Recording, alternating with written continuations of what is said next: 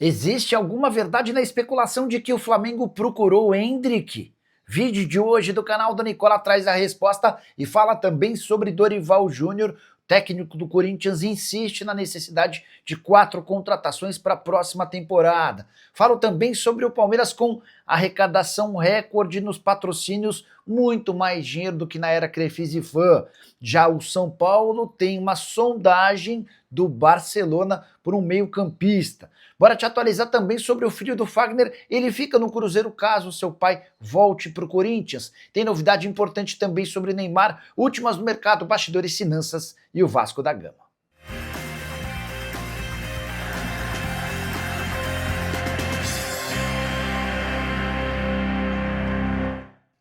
Fala aí pessoal, sou Jorge Nicola, bem-vindos a mais um vídeo do canal, sempre bom ter vocês por aqui, sem perder tempo, pedir para deixar like, se inscrever no canal e ativar as notificações. Antes das notícias, bora brincar com o palpitão do Nicola, que vive grande fase. Praticamente todos os dias da semana, nosso palpitão bateu. Sugestão para esse sábado depende de 4 resultados. Da vitória do Al Nassr de Cristiano Ronaldo, da vitória ou do empate do Cruzeiro contra o Vitória, da vitória do Real Madrid contra o Valência e da vitória do Flamengo contra o Sport. A odd ficou bem bacana, de 1,95 para você pegar esse bilhete pronto, é bem simples. Tô deixando no comentário fixo desse vídeo um link. Você clica, faz seu cadastro na mais antiga parceira do canal da Nicola e automaticamente o bilhete aparece para você. Combinado? Agora sim, bora começar o vídeo com aquele tradicional giro de notícias para contar que o Romário não anda muito animado com as chances de o Brasil se sagrar campeão da Copa do Mundo de 2026. O baixinho declarou, abre aspas, a probabilidade, por mais que seja pequena, do Brasil ser campeão é só se tiver o Neymar em campo. Você concorda, discorda? Já uso o espaço para comentário para registrar a sua opinião. Quero falar também sobre o Botafogo, que chegou à incrível marca de 47 jogadores lesionados em algum momento da temporada de 2025. Somente o primeiro ano da SAF do Botafogo, em 2022, registrou mais lesões, 78 contundidos. Nesse momento, o Botafogo tem 7 jogadores no departamento médico. Quero falar também sobre o Sport, perto de completar 2 meses de salários atrasados com o elenco. O Sport também não conseguiu fazer a quitação da rescisão do contrato de Antônio Oliveira, o técnico foi embora, tendo direito a 3 milhões e 200 mil reais, apenas uma das 10 parcelas foi paga. Para completar o giro de notícias, contar que o Paysandu foi rebaixado para a Série C do Campeonato Brasileiro nessa sexta-feira, derrota por 2-1 para o Atlético Goianiense, queda a 3 rodadas do fim da segunda divisão. E a saideira, a última de vez, do giro de notícias, Ramon Abate Abel estará de volta à arbitragem do futebol brasileiro. Nesse sábado, ele fica no VAR do jogo entre Mirassol e Botafogo. Ramon Abate, o árbitro que havia sido afastado depois da lambança na vitória do Palmeiras contra o São Paulo por 3-2 no Morumbi. Quero falar agora sobre o Vasco da Gama. Quando a fase é boa, tudo conspira a favor e o Vasco tem vivido uma maré de sorte muito legal. Vinha contando para vocês há semanas sobre a negociação para o potencial construtivo.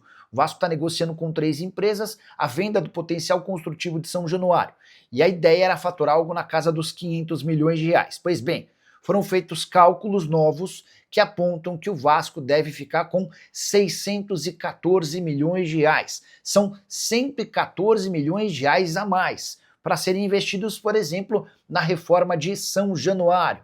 Só para lembrar que o Vasco está na fase de diligências com essas 3 empresas que assinaram as opções de compra do potencial construtivo. Nicola, o que se tratam essas diligências? Estão analisando as informações financeiras e de conformidade das partes para que o negócio seja definitivamente assinado. A partir daí o Vasco passa a trabalhar no projeto de reforma de São Januário que está atrasado. Cruz Maltino já se acertou com a Arena Events Venues. Essa empresa ganhou a concorrência para realizar a obra, mas o projeto ainda não está avançado. Bora falar agora sobre Neymar, que deve reaparecer no time do Santos nesse sábado em jogo contra o Fortaleza pela Belmiro, 16 horas. Previsão era de que o Neymar voltasse no dia 9 contra o Flamengo ou no jogo seguinte contra o Palmeiras. Mas, depois de trabalhar com o restante do elenco na quinta e na sexta-feira, o Neymar contrariou até a sua equipe médica e se colocou à disposição para jogar contra o Fortaleza. Ele está relacionado e deve entrar nos 15, 20 minutos finais. A ideia é ajudar o Santos num momento extremamente delicado. Desde que o Peixe perdeu para o Vitória dentro de casa, o Santos se colocou numa situação extremamente difícil. Hoje a vantagem em relação ao Vitória e a zona de rebaixamento é de apenas 1 ponto, graças ao empate na rodada passada contra o Botafogo. O Peixe é o 16º, 32 pontos conquistados, o Fortaleza o 18º com 27. Vale a lembrança de que o Fortaleza vem de vitória contra o Flamengo na rodada passada dentro de casa. Só para completar, é importante registrar também que o Santos ainda pega nos próximos jogos o Palmeiras fora de casa, o Flamengo fora de casa, o Palmeiras em casa e o Mirassol em casa. Sequência extremamente difícil. Até por isso, a vitória hoje contra o Fortaleza é fundamental. Bora falar agora sobre o Cruzeiro. Será que se o Fagner voltar para o Corinthians, o filho dele, o Henrique Lemos, permanece na Raposa? Existe convicção de que sim. Independentemente do futuro do pai, o Henrique Lemos, atleta de 15 anos de idade que atua no Sub-15, permanecerá para a próxima temporada. O Cruzeiro está encantado com esse menino e assegura que o jogador também está super feliz com a toca da Raposa.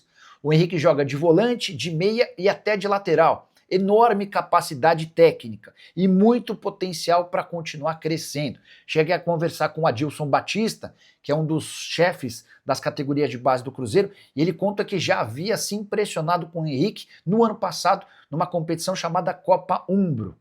O Henrique se mudou junto com o pai para o Cruzeiro, tem dado excelentes impressões e a tendência é que permaneça independentemente do futuro.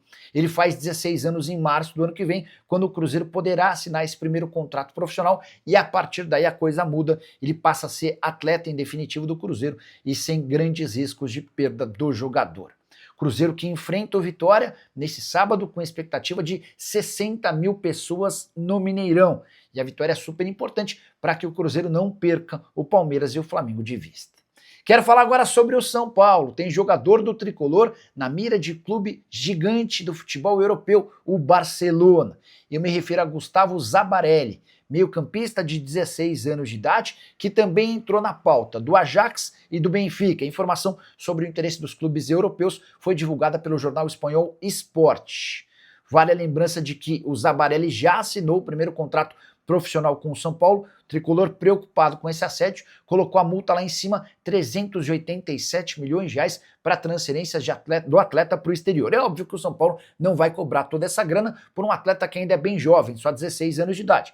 Mas foi uma forma que o São Paulo encontrou de se precaver, de se prevenir e não perder o jogador por cifras baixas. O Zabarelli chegou à base do São Paulo em 2015, ou seja, há 10 anos, quando tinha apenas 6. Primeiro para jogar futsal, a partir dos 8 ele começa a mesclar futsal e futebol de campo, com 11 anos de idade faz sua estreia num jogo de futebol de campo oficial. Atleta super ligado ao São Paulo e que desde o mês de agosto está na Alemanha. O São Paulo havia fechado, você vai lembrar, uma parceria com o Stuttgart, programa de intercâmbio entre atletas. Em agosto, o Zabarelli foi de forma por empréstimo, num período de experiência no Stuttgart, e isso só reforçou a vontade dos clubes europeus em contar com o jogador. São Paulo, que tem um histórico bastante bom de venda de atletas para clubes grandes do futebol europeu, é bem verdade que nos últimos tempos as vendas têm sido por cifras bem inferiores àquelas habituais. Só para fechar, em relação ao Zabarelli, atleta do Sub-17, temporada atual mesmo com 16 anos,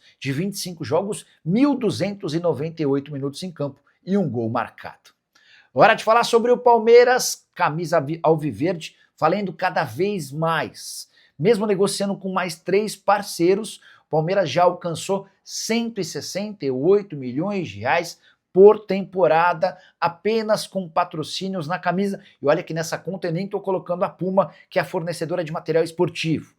O número mais chocante vem agora, 168 milhões de reais com 6 patrocinadores, eram 81 milhões de reais com todas as propriedades do uniforme vendidas para Crefisa e Fã na temporada passada. Isso significa que o Palmeiras mais do que dobrou sua receita com patrocínio depois que quebrou o contrato com as empresas da Presidente Alviverde.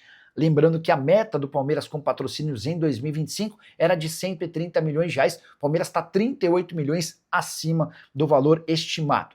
Bora citar cada uma das cifras dos 6 patrocinadores alviverdes. A Sportingbet patrocina o peito do Palmeiras e paga 100 milhões de reais. A Victor está na parte das costas. Patrocínio Nobre também acima do número, pagando 25 milhões de reais. A CIMED, que acaba de fechar acordo com o Verdão para ter o omoplata, vai pagar 20 milhões de reais por ano. Já a Sil Fios e Cabos Elétricos está nas mangas e paga 11 milhões de reais. Uniaselv, na parte da frente do calção, 8 milhões de reais. E a de Itália Panelas, na parte de trás do calção, pagando 4 milhões de reais. Cheguei a dizer no comecinho desse boletim a respeito de um acordo com a Puma. Fornecedora de material esportivo alviverde ainda banca mais 50 milhões de reais por ano. Somente o Flamengo fatura mais com o seu uniforme do que o Palmeiras, Corinthians e São Paulo, eternos rivais alviverdes, estão bem abaixo no faturamento em relação ao uniforme. Hora de falar sobre o Corinthians. Dorival Júnior insiste na contratação de atletas. Ele quer 4 reforços para o Timão em 2026. Isso foi debatido recentemente numa reunião de planejamento para a próxima temporada.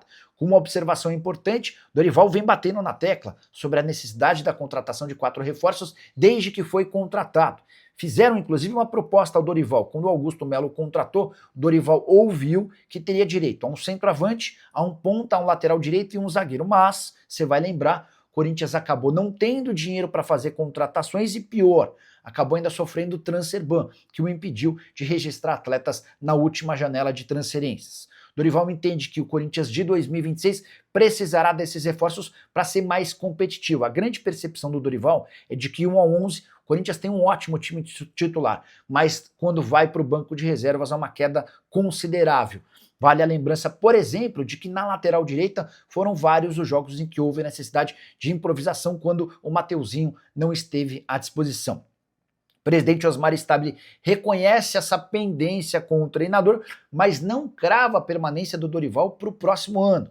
O Corinthians vai precisar terminar bem a Copa do Brasil. Está na fase de semifinal contra o Cruzeiro e quando eu falo em terminar bem, é ser campeão. Caso contrário, Dorival vai correr risco de demissão, até porque Tite, que é muito querido dentro do Parque São Jorge, já admitiu a pessoas próximas que pretende voltar a trabalhar no ano que vem.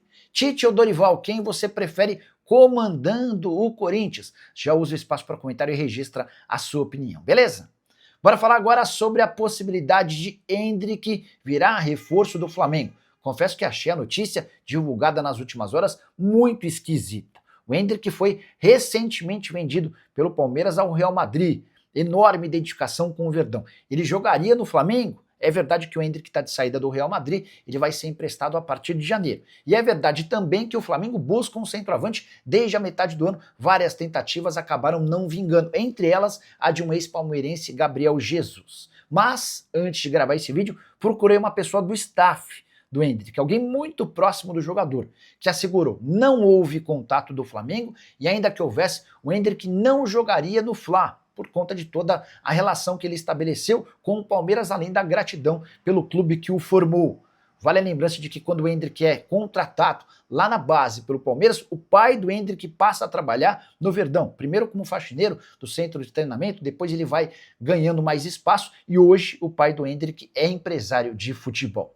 Só para completar em relação ao ex-centroavante do Palmeiras, o Endrick tem praticamente tudo certo para virar reforço do Lyon a partir de janeiro. Técnico português do time já entrou em contato com o Endrick e disse que conta muito com ele, que não haveria experiência, ele chegaria em janeiro para ser titular absoluto do clube francês, que hoje é o 4º colocado, mas bem perto do PSG no campeonato francês e também faz ótima campanha na Liga Europa com 3 vitórias em 3 jogos. Diante desse cenário, com um clube que vai apostar no Endrick, o atacante já se decidiu por jogar na França. O Real Madrid também concordou com um empréstimo gratuito, ajudando com parte dos salários. A tendência é que, com mais minutos e muito mais experiência, o Endrick volte ao Real Madrid em julho do próximo ano. Só para completar em relação ao Flamengo, o rubro-negro recebe o Sport na noite desse sábado, precisando da vitória, para não perder espaço e se manter sempre na cola do Palmeiras. E você, o que pensa sobre tudo que eu contei? Já usa o espaço para comentário, não esquece de deixar like, se inscrever no canal. Nos encontramos assim que surgir notícia. Tchau!